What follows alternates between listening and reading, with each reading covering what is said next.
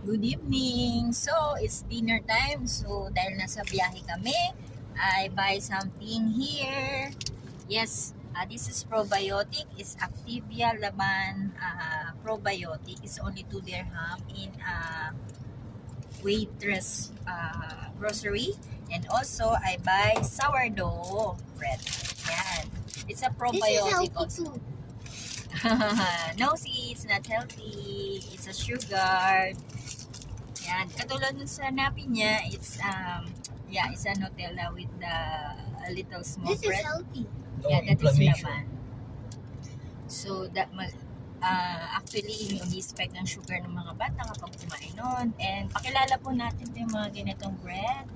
It's a probiotic. Kailangan po ng mga guts yan at it's health, no? So, let's drink. Enjoying ko to kasi actually naghahanap talaga akong murang that's inflammation tea. No. That's only once a month lang. Okay? So, let's drink. Pretty.